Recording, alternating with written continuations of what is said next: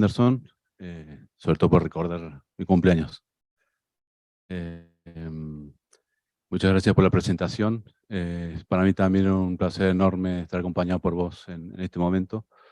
Y agradezco muchísimo la invitación y la oportunidad de participar de este espacio y compartir con ustedes algunas reflexiones en torno a los desafíos de la sociedad civil organizada en el campo de la migración y el refugio, sobre todo en un contexto muy particular, como pretendo mostrar, de intensificación de los controles migratorios y fronterizos y de la violencia estatal en el mundo, ¿no?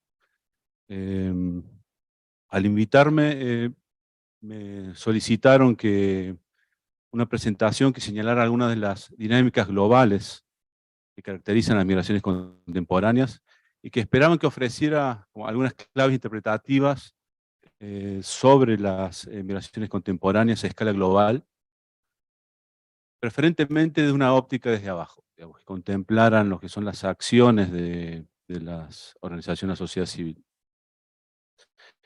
En este sentido, me parece que es imprescindible hablar de las transformaciones de los procesos, las políticas, las prácticas de control migratorio y fronterizo en el mundo, pero también de las luchas migrantes, sin desconocer la articulación entre las escalas global, regional y nacional. Bajo la hegemonía de la narrativa de la migración segura, ordenada y regular, también creo que es necesario nombrar algunas cuestiones que parecen haber quedado algo relegadas en el debate sobre el control y la libertad de movimiento. Me pregunto, por ejemplo, qué ha ocurrido en los espacios de la sociedad civil con el derecho a migrar tan reivindicado, tan nombrado y tan defendido en distintas ocasiones.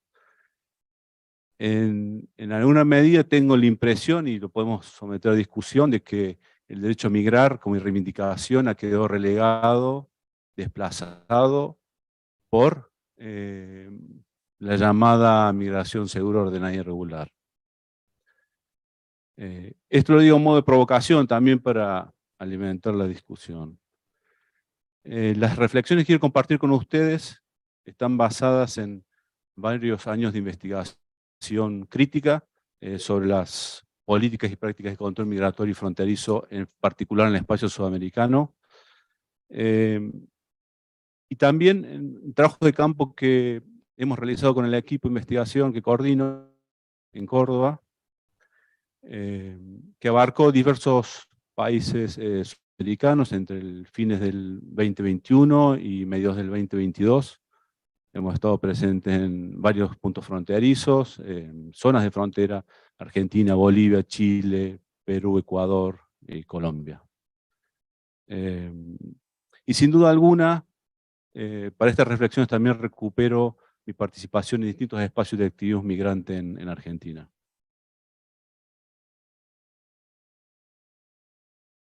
Bueno, tenemos media hora, ¿no? En primer lugar, quisiera compartirles algunas cuestiones más generales acerca de lo que algunos autores han llamado la globalización del control migratorio, ¿no? Es decir, asistimos hoy en día,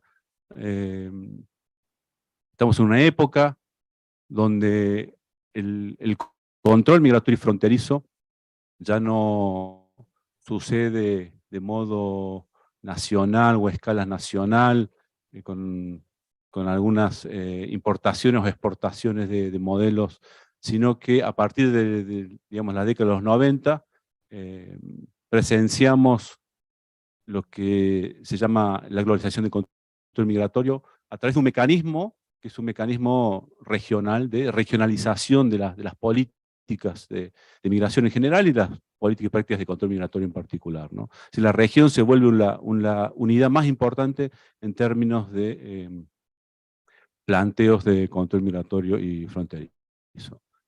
Es una época, como dice Sandro Metzadler, de proliferación, de multiplicación, heterogeneización de las fronteras, Claramente no se trata solamente de un aumento cuantitativo, sino de una mayor intensidad que adquieren los controles migratorios fronterizos en el mundo, ¿no?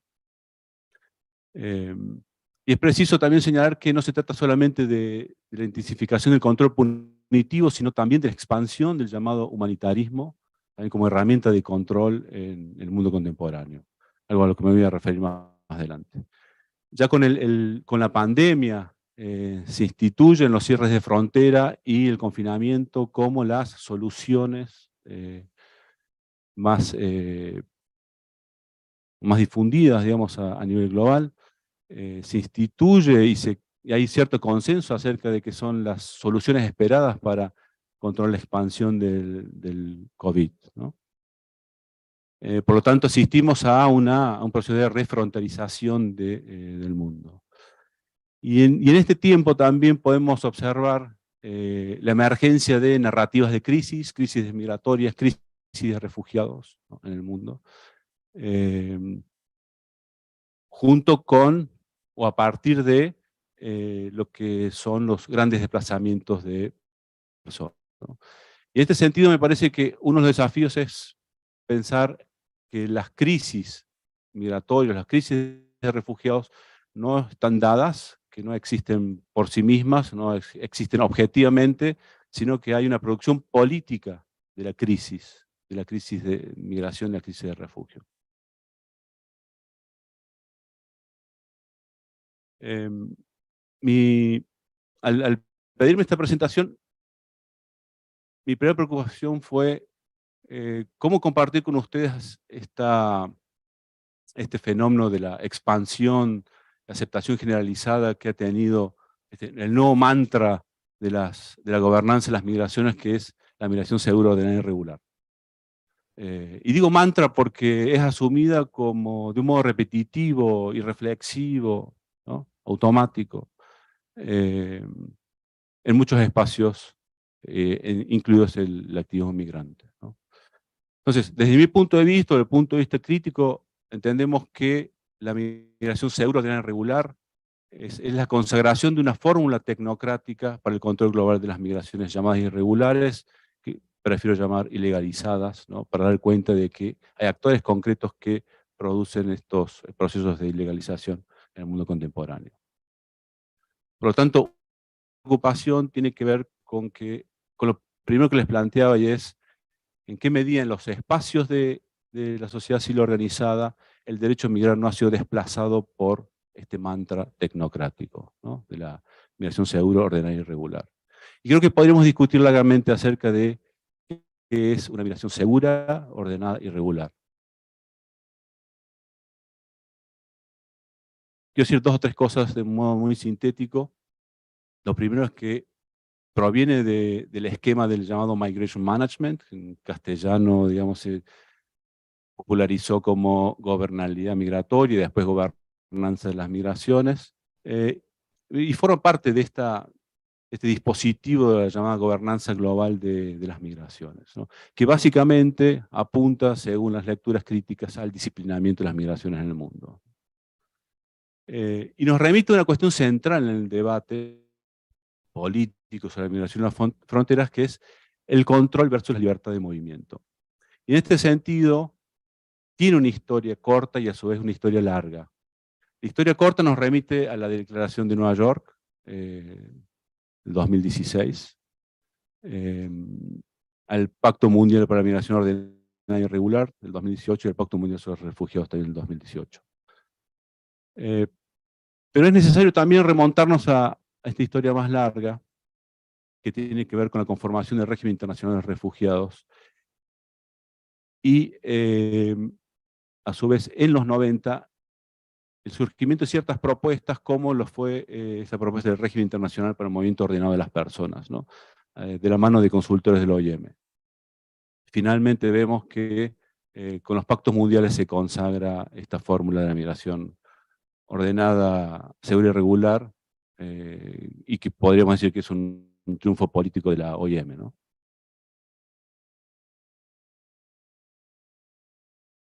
Podemos advertir en todo este proceso de esta historia larga que hay una constante histórica, y es esta inquietud, esta preocupación por ordenar las migraciones, ¿no? Entonces, lo interesante es ver que esta categoría surge siempre vinculada a los desafíos que presentan los grandes desplazamientos de personas a los regímenes y a las políticas de migración. Entonces, hay, podríamos decir, transformaciones muy significativas siempre que se producen grandes desplazamientos de personas como en este momento actual. Esto ocurrió tanto en el periodo de posguerra de la Primera Guerra Mundial, de la Segunda Guerra Mundial, en los 90 con la caída del muro de Berlín, la disolución de la URSS, y actualmente en contextos de guerra o de inestabilidad política, bloqueos económicos, como sucede actualmente con Siria, Venezuela, Ucrania. Pero siempre se trata fundamentalmente de movimientos sur-norte, los que generan las grandes transformaciones en los controles migratorios y fronterizos. Entonces, hay una cuestión clave y es comprender que no se trata de cualquier tipo de movimiento que desestabiliza los controles o los regímenes de migración y fronteras, sino que siempre remite, como se establece en la Declaración de Nueva York, que son migraciones forzadas e irregulares. Por lo tanto, es necesario comprender que las transformaciones del control migratorio fronterizo siempre están ligadas a las llamadas migraciones irregulares.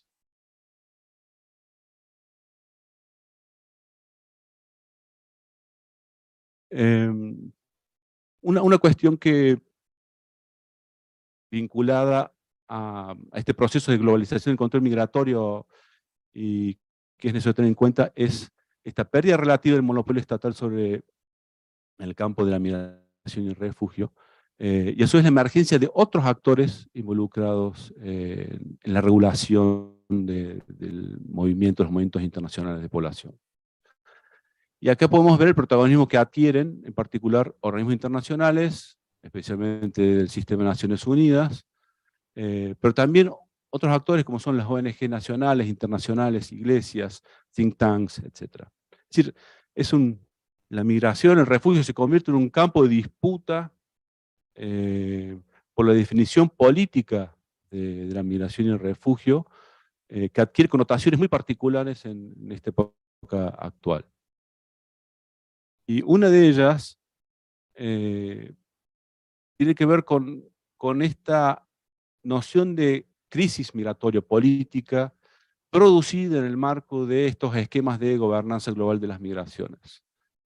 Porque precisamente su surgimiento o su producción tiene que ver con estrategias específicas, con modos de intervención específicos que terminan teniendo consecuencias, múltiples consecuencias para las vidas migrantes, ¿no? Entonces, una de las estrategias fundamentales que podemos observar hoy en día tiene que ver con las llamadas respuestas regionales. Y en ese sentido vale recuperar la plataforma R4B,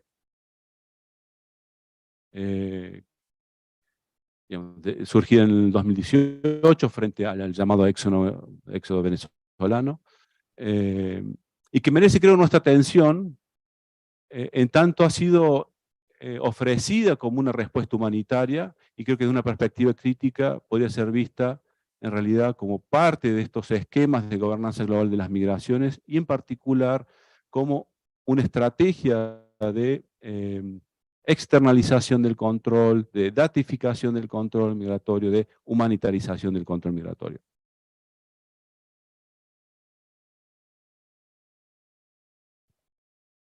Y entonces, en este contexto de expansión, de proliferación de fronteras a nivel global, creo que es importante que comprender, digamos, que la expansión del control no sucede solamente en el plano punitivo, sino también en el plano humanitario. Entonces, no se trata hoy en día solamente de detener el movimiento y castigar a los migrantes, que como hemos pensado habitualmente el control asociado a lo punitivo, sino que hoy en día las estrategias de control migratorio fronterizo están destinadas a contener, a disuadir, a dispersar, canalizar, anticipar el movimiento. Entonces, es por eso también que me parece importante considerar de qué manera se ha instituido el control humanitario para conseguir estos objetivos.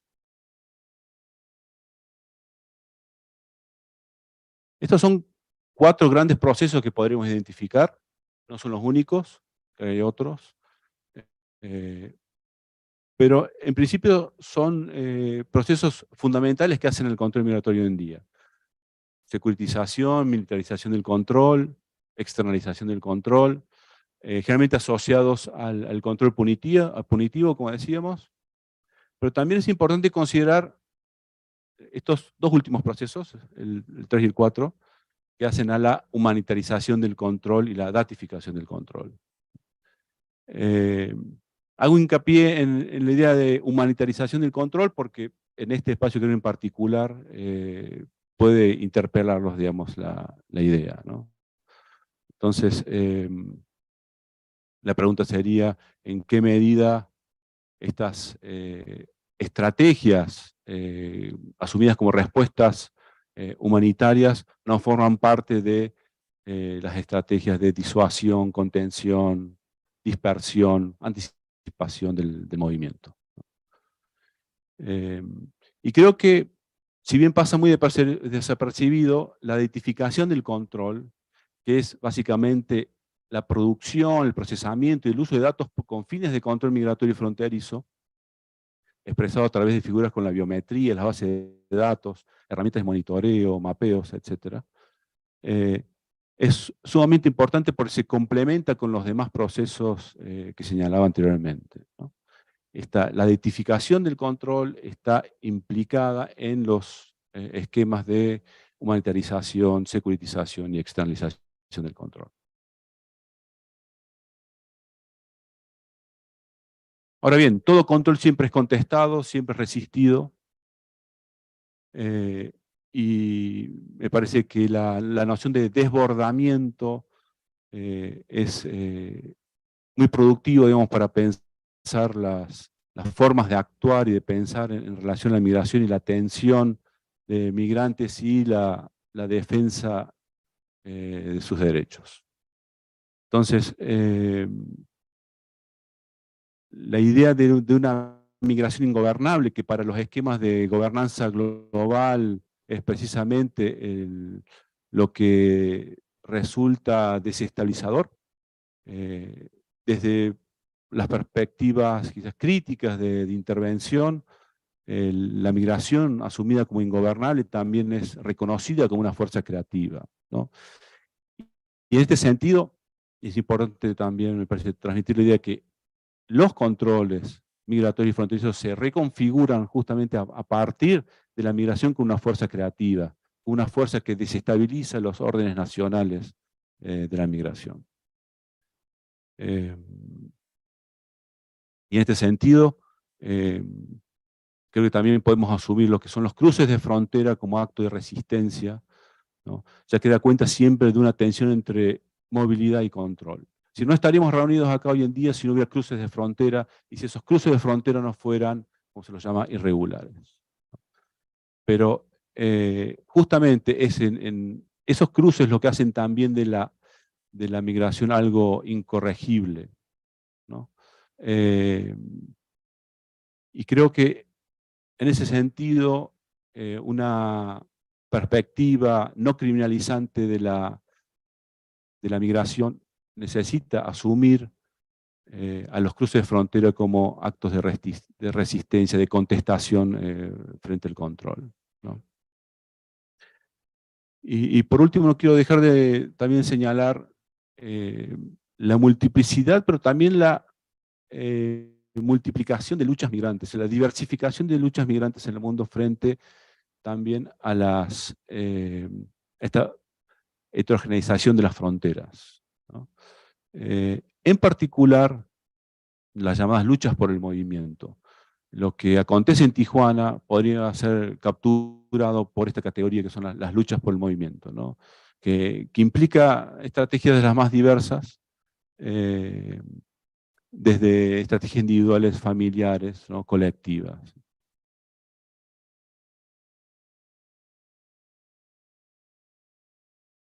Bien, a partir de estas nociones generales, que sería bueno, digamos, retomar para después discutir en la media hora que nos queda, me gustaría señalar algunas cuestiones que desde mi punto de vista, o que comparto, digamos, con muchísimos otros investigadores, pueden ser productivos para este tipo de debates que se pretenden dar aquí. Por un lado, creo que hay necesidad de una crítica profunda a lo que son las llamadas soluciones estatocéntricas o nacionalistas de la migración. Hay una variedad de soluciones, entre comillas, ¿no? Que generalmente están enmarcadas en la perspectiva de la ciudadanía. Y digo que hace falta una crítica porque también generalmente estas políticas o estas prácticas no terminan disolviendo la división fundamental entre migrantes y nacionales, o migrantes, refugiados y nacionales. ¿Sí? Entonces, entiendo la necesidad de ir más allá de estas soluciones, como decía, entre comillas, estatocéntricas o nacionalistas, que terminan reforzando una división contra la cual pensábamos, actuábamos y demás. Hay diversas acciones que podríamos revisar, pero muchas de ellas tienen en definitiva que ver con el reforzamiento del control, por más que no se presente de esa manera. Por otro lado, o en lugar de apelar a soluciones estatocéntricas, donde el desafío también es pensar cómo nuestras acciones como sociedad civil organizada están penetradas por el pensamiento de Estado, podemos ir más allá y considerar lo que es una política no border o antefronteras, ¿no? Que puede estar también inspirada o articulada con las luchas antirracistas, las luchas feministas, ¿no? Creo que es importante pensar en estas políticas de la hospitalidad, de solidaridad migrante, en contextos justamente de la expansión, la intensificación de las políticas de la hostilidad hacia los migrantes. Y en este sentido es de un modo, o se hace de un modo imprescindible pensar en la repolitización de las fronteras, y a su vez la deslegitimación o desautorización de actores especializados en el control migratorio, que no son solamente actores estatales. Como una medida posible, o al menos una línea de acción, están los constreñimientos al control estatal, sobre todo el control punitivo, en términos de los controles legales al control estatal, ¿no? Y también pienso que es un desafío poder pensar críticamente la articulación entre securitización y humanitarismo, y no asumirlos como una oposición. Se trata de una falsa oposición, porque en realidad lo que muestran hoy en día los controles migratorios y fronterizos es una articulación cada vez mayor entre fórmulas securitarias y fórmulas humanitarias, ¿no? Entonces, de alguna manera lo que planteo es la necesidad de llevar la discusión sobre el control humanitario. En algún otro lugar he hablado de políticas de control con rostro humano, y es una figura que busca sintetizar justamente acciones o prácticas de control, ¿sí?, articuladas con discursos o lenguaje de los derechos humanos. Me parece que es preciso avanzar en la construcción de un lenguaje alternativo, en particular contra la gobernanza de la migración, en el marco de una política de producción de conocimiento crítico. También pensaba acerca de la necesidad de la ampliación de los márgenes de autonomía de las organizaciones de la sociedad civil, la construcción de agendas propias, sobre todo cuando cada vez más mayores alianzas entre organizaciones de la sociedad civil organizada, organizaciones migrantes y estos organismos internacionales o donantes, digamos, que promueven, a mi modo de ver, también distintas fórmulas de control migratorio y fronterizo.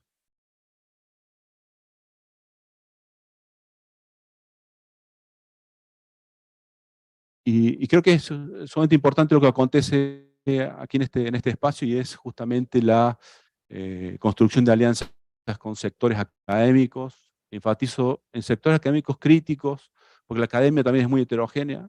Entonces creo que no se trata solamente de una alianza entre organizaciones de sociedad civil y academia, sino también bueno, con ciertos sectores de acuerdo a lo que se busque también en materia de fronteras y migración, ¿no? Me parece que ahí es muy importante también estas conexiones transnacionales que se pueden establecer. Eh, También se desprende un poco de lo que comenté, poner en discusión esta categoría que ha penetrado los distintos espacios, la sociedad civil organizada, eh, y recuperar dos lemas que se han convertido en estrategias políticas de alcance global, y que es ningún ser humano es ilegal, ¿no? Como afirmación de incorregibilidad, como dice Nicolás de Génova, y el derecho a migrar, siempre entendido como libertad de movimiento, porque en definitiva la migración segura, ordenada, regular, no promete ninguna libertad de movimiento.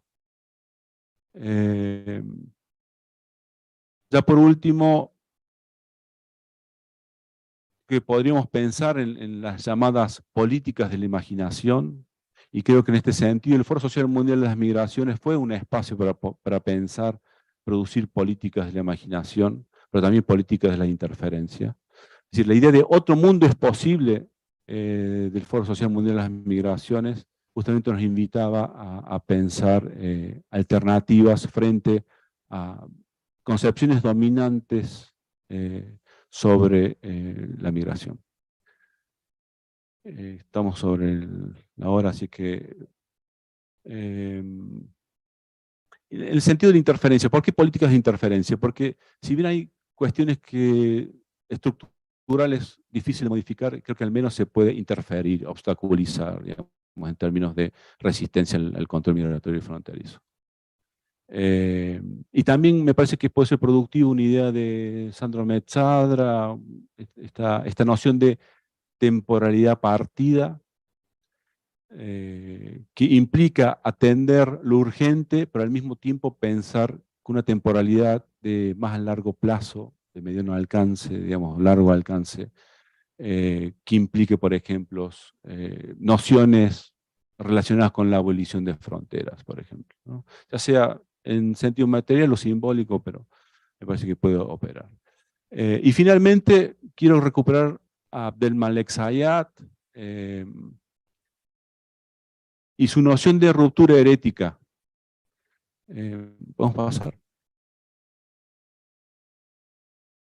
Él hace un llamado a la ruptura herética del orden nacional y del orden de la emigración o inmigración entendido de un modo hegemónico, ¿no?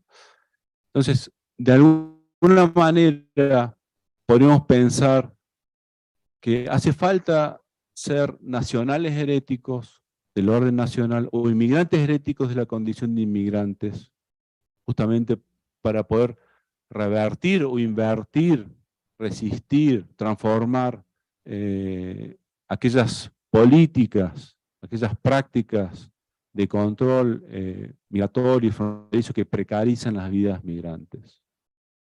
¿Y quiénes son estos nacionales heréticos, estos inmigrantes heréticos? Básicamente, Abdelmalek Zayat se refiere a aquellos o aquellas que rechazan conformarse con el conjunto de normas que los definen y que definen la inmigración o la emigración, que rechazan someterse al imperativo y lo provisorio, de la subordinación en el trabajo y de la exclusión política, que rechazan ser expulsados o expulsables, excluidos o excluibles de lo político, de acuerdo a la división entre nacionales y no nacionales. Espero que en estos días tenga lugar la herejía, que podamos ser heréticos, nacionales o migrantes. Muchas gracias.